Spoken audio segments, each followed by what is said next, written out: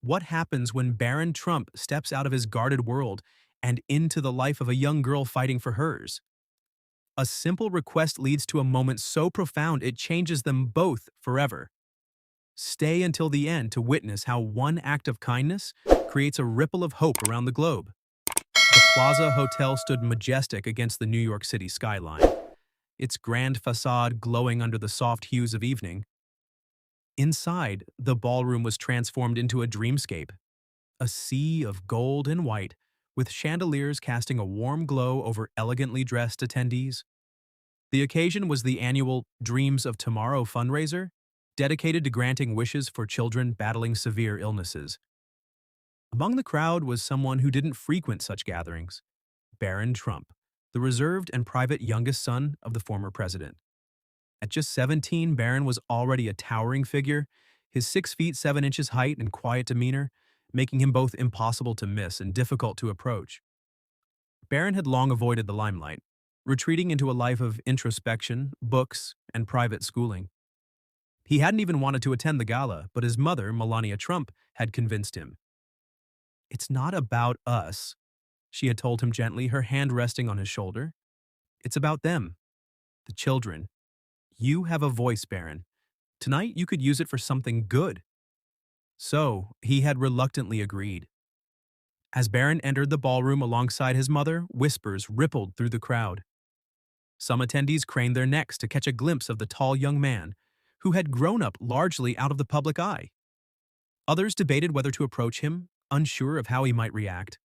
But Barron wasn't focused on them. His gaze wandered, taking in the large portraits of children lining the walls, each accompanied by a short story, their battles, their dreams, their hopes. At a corner table near the back of the room sat Sophie Green, a frail 12-year-old girl whose spirit was anything but weak. Dressed in a pale lavender gown, Sophie looked like a princess from a storybook, though her bald head and sunken cheeks told a different tale.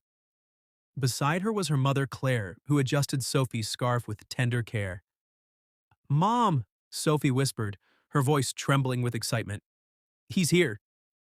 Claire followed her daughter's gaze toward Barron Trump.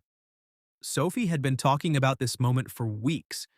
After years of chemotherapy, hospital visits, and endless nights filled with pain, Sophie had one wish left: to meet Barron Trump.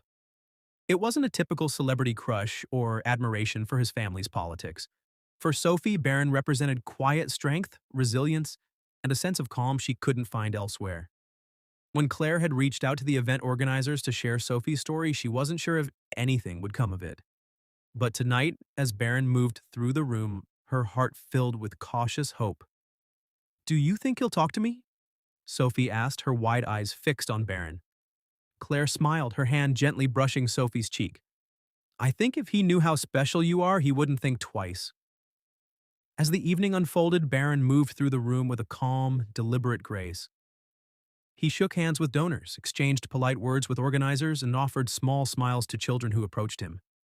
Though he rarely spoke publicly, his presence at the event carried weight. At the back of the room, Sophie's heart raced with anticipation. She fiddled nervously with the bracelet on her wrist, a simple string of beads her father had given her before he passed away. Her illness had taken so much from her, but tonight, she felt alive with hope. Barron finally reached a table where an elderly couple was sharing a story about their granddaughter's battle with cancer. He listened quietly, nodding occasionally, his towering figure bending slightly to show genuine interest. Then, as if drawn by some unseen force, his eyes drifted across the room. That's when he saw her. Sophie's gaze met his, and for a moment time seemed to pause. Her wide, hopeful eyes locked onto his, and she gave him the smallest, most tentative smile. Barron hesitated, something in her expression stirring a deep sense of empathy within him. Without thinking, he excused himself from the conversation and began walking toward her.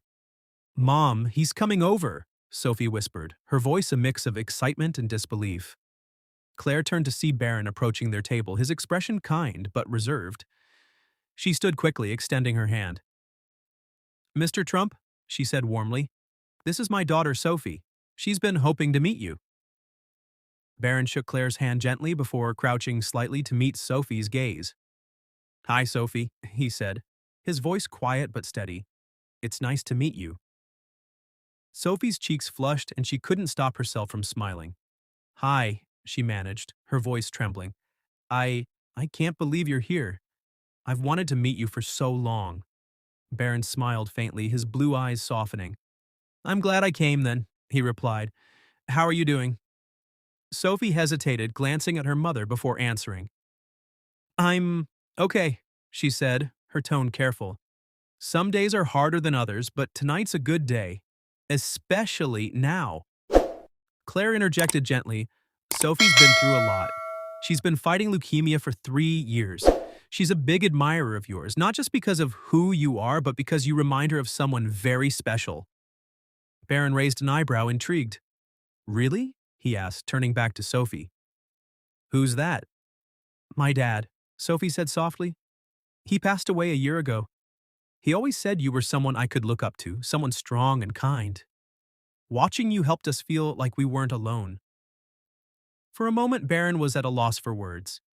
He hadn't expected this, and the weight of Sophie's words settled over him. "I'm sorry about your dad," he said finally. "He sounds like he was an amazing person." Sophie nodded, her eyes glistening. "He was. But meeting you, it feels like I'm a little closer to him." Barron's throat tightened, and he nodded slowly. "I'm glad I could do that for you."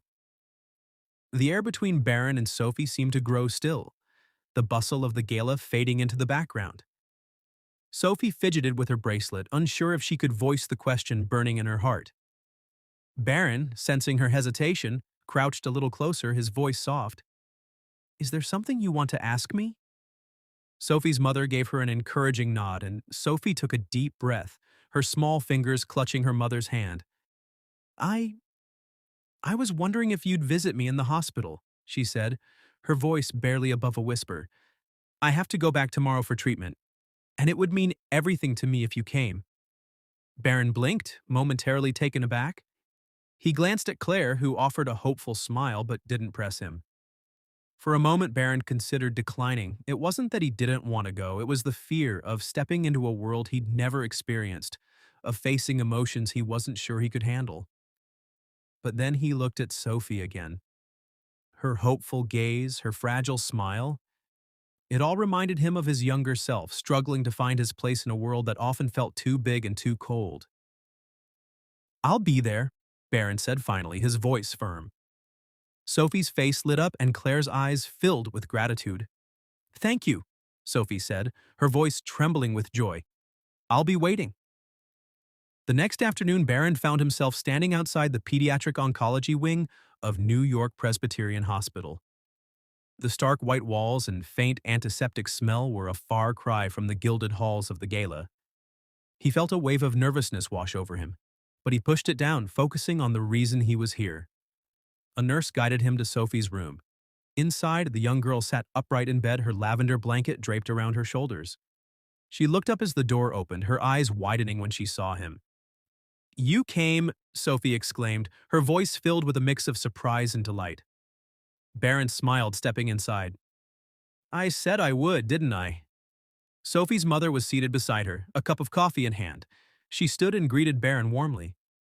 "Thank you for coming. It means so much to her." Barron nodded, pulling up a chair beside Sophie's bed. For the next hour, they talked about everything from Sophie's favorite books to Barron's plans for the future.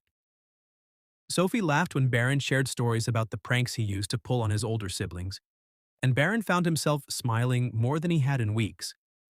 Then Sophie grew quiet, her hands fiddling with the edge of her blanket. "Barron," she said softly, "can I tell you something?" "Of course," Barron replied. "I'm scared," she admitted, her voice breaking. "I'm tired of being sick all the time. Sometimes, sometimes I wonder if I'll ever get better." Barron felt a lump rise in his throat. He wasn't used to being the one people leaned on, but something about Sophie's vulnerability struck a chord deep within him. "You're the strongest person I've ever met," he said after a moment. "I mean it. You've been through more than most people can even imagine, and you're still here, fighting. That takes real courage." Sophie gave him a small, shaky smile. "Do you really think so?" "I know so," Barron said firmly. As their conversation wound down, Sophie's mother gently reminded her that it was time to rest. Barron stood preparing to leave, but Sophie stopped him. "Wait," she said, her voice barely above a whisper. Can I, can I have a hug?" Barron froze. He wasn't used to displays of affection, especially not in public. But looking at Sophie, he realized this wasn't about him. It was about giving her something to hold on to, a moment of comfort in a life filled with uncertainty. Without hesitation, Barron leaned down and wrapped his long arms around Sophie, holding her gently but securely. Sophie clung to him tightly, burying her face in his chest. For a moment, it felt as though the world outside didn't exist. "Thank you," Sophie whispered, her voice muffled against his shirt. Barron's throat tightened and he blinked back tears. "No," he said softly, "thank you." The next morning, news of Barron's visit spread like wildfire. A nurse had snapped a photo of him hugging Sophie, and it quickly went viral. The story of his kindness and Sophie's courage touched hearts around the world, sparking a wave of acts of kindness. Barron remained quiet amidst the attention, refusing interviews and declining offers to capitalize on the moment. For him, it wasn't about fame or recognition. It was about Sophie. A week later, Barron received a letter from Claire. It was short but heartfelt, thanking him for bringing joy to Sophie's final days. Sophie had passed away peacefully, her mother wrote, and her last words had been about how happy she was to have met him. Barron sat in silence for a long time after reading the letter. He thought about Sophie, her bravery, and the way she had faced life with unyielding strength. That day, Barron made a quiet promise to himself. He would continue to use his platform not for personal gain, but to bring light into the lives of those who needed it most.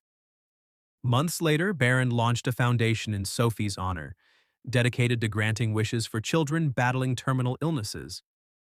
He named it Sophie's Smile, and its mission was simple: to bring moments of joy to those who needed it most.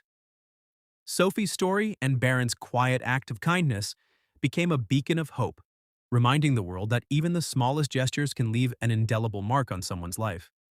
And for Barron, it was a lesson he would carry with him forever. Sometimes the greatest strength lies in compassion. Want more stories that inspire, uplift, and remind us of the power of kindness? Hit subscribe and turn on notifications so you never miss a new video. Be part of a community where every story leaves a lasting impact. You won't want to miss what's coming next.